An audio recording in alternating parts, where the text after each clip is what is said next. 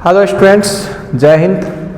पिछले लेक्चर में हम लोगों ने क्वेश्चन नंबर 5 तक किया था एक्सरसाइज 8.1 का। आज अभी हम लोग क्वेश्चन नंबर 6 करेंगे। हालांकि कुछ बच्चों का शिकायत था कि सर आपका केस उसमें थोड़ा सा पीछे का खड़ा रह गया था।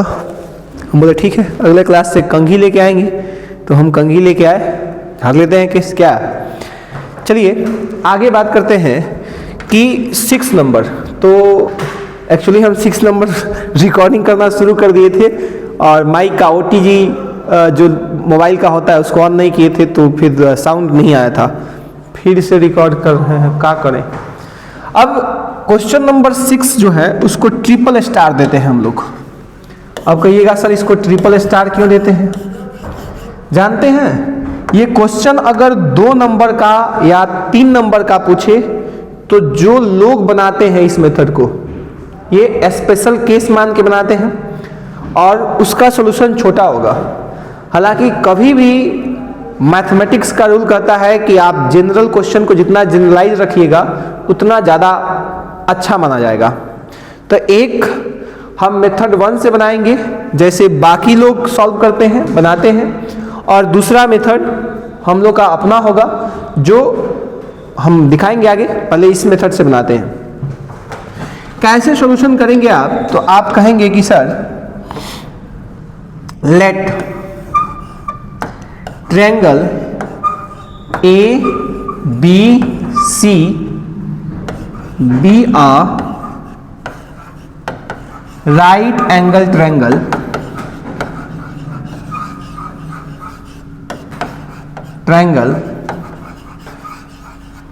and right angle at C। कहोगे कि सर C को क्यों मान रहे हैं? क्योंकि A और B को इक्वल दिखाना है, तो C 90 होगा। अब ये सी बात है, तो हमने C को मान लिया। अब कहिएगा कि ठीक है सर, तो बनाइए ट्रायंगल। लो, बन गया ट्रायंगल अपना। बाबू 90 डिग्री वाला के पास आपको क्या रखना है? C। बाकी कहीं भी A को रखें और कहीं भी C को रखें, कोई फर्क नहीं पड़ता है। अब आप कहेंगे कि सर आपको गिवन क्या है? तो जो गिवन है उसको लिखते हैं। तो गिवन डैट, क्या कह रहा है गिवन डैट में? cos A is equals to cos B। तो लिखते हैं cos A is equals to cos B। बताएं cos A, इस फिगर में आप देखें तो cos A क्या होगा बुआ? तो A के रिस्पेक्ट में ये वाला बेस होगा, कौन सा? AC। तो AC क्या होगा? बेस होगा। अगर आपको याद हो तो बताओ, cos थीटा बराबर क्या होता है? B/H होता है ना, होता है ना ऐसा। इसको लिखिएगा मत, ठीक है, ये आपको याद रखना है। तो B। अब बताओ A के रिस्पेक्ट में बेस देखेंगे तो AC ही होगा ना, ठीक है। हाइपोटेनस क्या, सॉरी ये गड़बड़ हो गया ना, सॉरी, आप चेंज कर लेंगे क्या बाबू? इतना तो कर सकते हैं। क्या करेंगे? यहाँ C है, ये A है, तो अब यहाँ B होगा ना क्या? तो AC। और बताइए हाइपोटेनस क्या होगा? 90 डिग्री के सामने वाला ये हाइपोटेनस होगा। क्या होगा बुआ? AB। हमने लिख दिया। अब इस बार हमें B के रेस्पेक्ट में लिखना है, मतलब इसको देख के लिखना है। तो B के रेस्पेक्ट में बेस कौन सा होगा? B के साथ वाला, अर्थात BC। तो हो गया BC। हाइपोटेनस तो हमेशा सेम होता है, किसी भी एंगल के रेस्पेक्ट में देखें, चाहे A के रेस्पेक्ट में या B के रेस्पेक्ट में। क्या होगा बाबू? देखो ये कैंसिल हो गया, या AC इज इक्वल्स टू क्या आ गया? AC इज इक्वल्स टू आ गया BC। अब आप कहेंगे कि sir AC is equals to BC अगर आ गया तो हम लोग जानते हैं, इसलिए यहां कह देंगे कि AC के सामने एंगल कौन सा है? एंगल B है, तो कहेंगे एंगल B BC के सामने बी सी के सामने, इसके सामने कौन सा एंगल है? ए है, तो एंगल ए क्या, क्यों? हम लोग ये बात जानते हैं, angles opposite to equal sides are equal. अगर किसी ट्रायंगल में इक्वल साइड्स के अपोजिट एंगल को देखें तो क्या होगा? इक्वल होगा।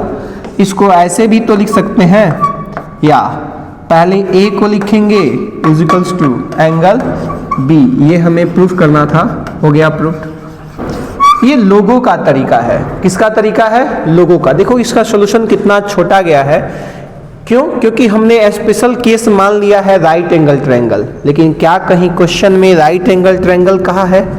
नहीं कहा है। क्वेश्चन में राइट एंगल ट्रायंगल नहीं कहा है, तो हम खुद से राइट एंगल ट्रायंगल नहीं मान सकते हैं। हमें एक जनरल ट्रायंगल लेना होगा ए बी सी, उसके बाद उसमें दिखाना होगा कि एंगल ए एंगल सी के बराबर होगा। ठीक है, तो उम्मीद करते हैं कि आप वीडियो को पॉज करके ये सॉल्यूशन उतार लेंगे। ये सॉल्यूशन हम नहीं कह रहे हैं कि गलत है, हम ये कह रहे हैं कि ये स्पेशल सॉल्यूशन है, जनरल सॉल्यूशन ज़्यादा अच्छा माना जाता है। तो अगर 2 या 3 मार्क्स का पूछेगा तो आप इसको इस मेथड से बनाएंगे, अगर 4 या 5 मार्क्स का पूछता है तो हम जो अभी मेथड 2 बताएंगे उससे आप बनाएंगे। तो इसको हम मिटा देते हैं, ठीक है, इसको हम लोग मिटा देते हैं और दूसरा सॉल्यूशन। हाँ बाबू, तो अब हम लोग अपने मेथड से बनाते हैं इसको। ठीक है, तो आप मान लेंगे क्या कि let ABC is a triangle in which CD is perpendicular to AB, CD is perpendicular to AB। आप कहेंगे कि सर आप ऐसा क्यों मान रहे हैं? क्योंकि हमको पता है कि ट्रिग्नोमेट्रिक रेशियो लगाना है तो हम हमेशा किस में लगाते हैं? राइट एंगल ट्रायंगल में लगाते हैं। परपेंडिकुलर खींच दिए तो हमें राइट एंगल ट्रायंगल मिल गया। क्या फिर हमको गिवन था, क्या गिवन था? cos A is equals to cos B। क्या गिवन था? cos A is equals to cos B। अब देखिए क्या आपको राइट एंगल ट्रायंगल में cos A दिख रहा है? यस सर दिख रहा है। इसके लिए परपेंडिकुलर कौन सा होगा? CD होगा, ये होगा परपेंडिकुलर। क्या ये होगा इसके लिए हाइपोटेनस, ये होगा इसके लिए बेस।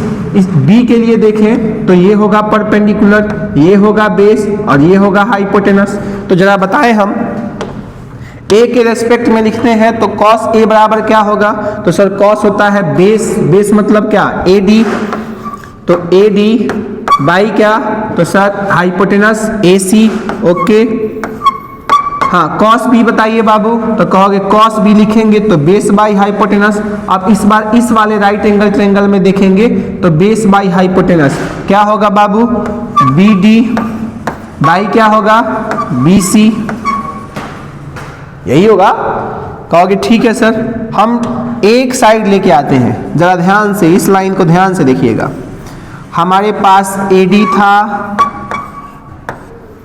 ठीक है, इज इक्वल्स टू, इस साइड में हमारे पास क्या था? नीचे BC था।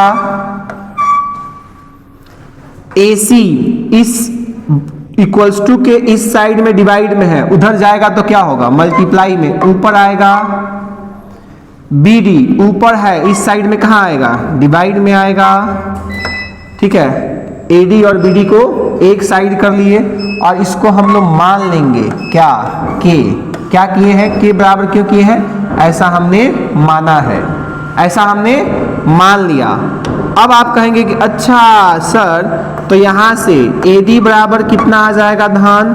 तो देखो BD डिवाइड में है, इस साइड जाएगा तो मल्टीप्लाई में होगा, तो ये हो जाएगा K इंटू BD। क्या हो जाएगा? K into BD। इसको मान लेते हैं इक्वेशन फर्स्ट। ओके, फिर आप क्या कहेंगे कि सर AC का मान यहां से निकालिए, तो बोलिए AC is equals to BC divide में है, इधर जाएगा तो मल्टीप्लाई में क्या हो जाएगा? KBC। ये हो जाएगा इक्वेशन सेकेंड, इक्वेशन सेकेंड। तब आप कहेंगे कि अच्छा सर AD और BD पता चल गया तो हम पाइथागोरस थ्योरम लगाते हैं। क्या लगाते हैं? Pythagoras theorem. सर ये हमको नीचे चाहिए, ले लो नीचे। अब लगाइए पाइथागोरस थ्योरम। तो अप्लाइंग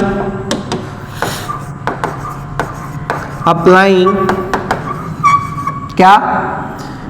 पीटी मतलब पाइथागोरस थ्योरम इन ट्रायंगल। कौन कौन सा है जी हमारे पास? इन ट्रायंगल CDA एंड किस में बुआ? तो ट्रायंगल क्या? CDB। लगाइए तो दोनों में बताइए। इसमें से अगर हम लगाएं CDA में तो हाइपोटेनस स्क्वायर डेंट मीन्स AC स्क्वायर ना, क्या होगा? तो सर AD स्क्वायर और CD square, AD square plus CD square. या यहाँ से अगर CD स्क्वायर निकालें तो बाबू CD स्क्वायर सिर्फ निकालना है, तो बाकी सबको दूसरे साइड भेजना है। तो इस साइड में AC स्क्वायर था क्या? अब बताओ AD स्क्वायर इधर प्लस में है, इस साइड आएगा तो AC के साइड जाएगा तो क्या होगा? माइनस में। तो ये हो जाएगा AD स्क्वायर। ये हो गया हमारा इक्वेशन 3। चलिए अब इक्वेशन 4 लिखने के लिए क्या करेंगे? इस ट्रायंगल CDB में लगाते हैं पाइथागोरस थ्योरम। लगाइए, उसके लिए हाइपोटेनस क्या होगा? BC। तो ये हो जाएगा BC का square is equals to also BC का स्क्वायर इज इक्वल्स टू क्या होगा बुआ? BD का स्क्वायर प्लस CD का स्क्वायर। तो ये हो जाएगा BD का स्क्वायर प्लस CD का स्क्वायर। यहाँ से भी अगर CD स्क्वायर निकालें तो बताओ, ये इधर प्लस में है, इधर जाएगा तो क्या होगा? माइनस में। तो BC square minus BD square. ये हो गया इक्वेशन 4। अब बताइए आप क्या कहेंगे कि सर ये भी CD स्क्वायर का मान है, ये भी CD स्क्वायर का मान है। तो फ्रॉम 3 and 4 व्हाट यू से? From equation 3rd and 4th बताओ तो बुआ, दोनों का LHS बराबर है तो RHS भी क्या होगा? बराबर होगा। कर दीजिए। RHS में क्या लिखा है? AC square minus AD square is equals to, इसमें क्या लिखा है?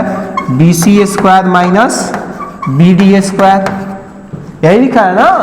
अरे हाँ यही लिखा है सर। अब कहेंगे कि सर क्या होगा? तो देखिए या बाबू AC स्क्वायर और AD स्क्वायर, आपको याद है हमने इक्वेशन 2 और 3 माना था। कहाँ माना था? तो ये रहा आपका इक्वेशन 2 और 3। ये थोड़ा सा छोटा कर दिए। अब क्या होगा बाबू यहाँ से? तो आप कहोगे कि सर AD का वैल्यू KBD लिख देंगे ना, और AC का वैल्यू क्या लिख देंगे? KBC लिख देंगे। तो रखिए यहाँ पे KBC का होल स्क्वायर, और AD के जगह क्या रखेंगे? KBD का whole square is equals to, इधर है BC स्क्वायर और माइनस BD स्क्वायर। अब बताएं बुआ K स्क्वायर, इसमें भी K स्क्वायर है, इसमें भी K स्क्वायर है। तो कहोगे कि सर K स्क्वायर कॉमन ले लीजिए। तो K स्क्वायर कॉमन लेंगे तो क्या बचेगा? यहाँ पे BC स्क्वायर माइनस इसमें से भी K स्क्वायर निकल गया है तो BD स्क्वायर। इधर क्या है? BC square minus BD square. अब बताइए K square is equals to BC square minus BD square. बाबू ये भाग में है, गुना में है, तो उधर जाएगा तो क्या होगा? भाग में। ऊपर भी सेम है, नीचे भी सेम है, क्या हो जाएगा? कैंसिल हो जाएगा। अगर कैंसिल हो जाएगा तो कितना आएगा? 1 आएगा। क्योंकि ये रेशियो है, K एक पॉजिटिव रेशियो है, इसीलिए क्या होगा? सिर्फ +1 होगा। अगर K1 आ गया तो अगर आप कॉपी में इसको उतारे हैं, अगर आप कॉपी में इसको नोट डाउन किए हैं तो देखिए तो from equation 2, from equation second, equation second में आप क्या देखेंगे? क्या था इक्वेशन सेकंड में भैया?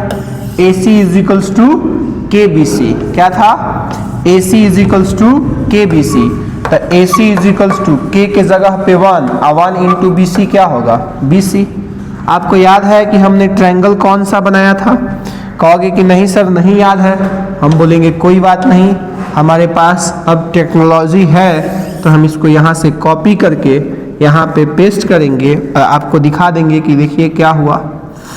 थोड़ा सा बड़ा कर लेते हैं इसको। हाँ बाबू, आप क्या कहेंगे?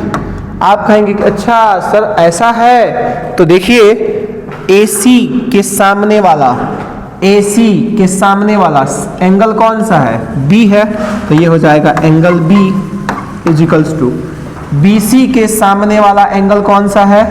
A है, तो एंगल A। कैसे? तो हमने इसके पहले जो मेथड बताया था उसमें भी ये चीज लिखा था। क्या लिखा था आपको याद है? कि angles opposite to equal sides are क्या होता है बुआ? इक्वल होता है। क्या होता है? इक्वल होता है। अब A बराबर B लिखो या B बराबर A लिखो, तो angle A is equals to angle B हो गया और ये हमारा हो गया प्रूफ्ड।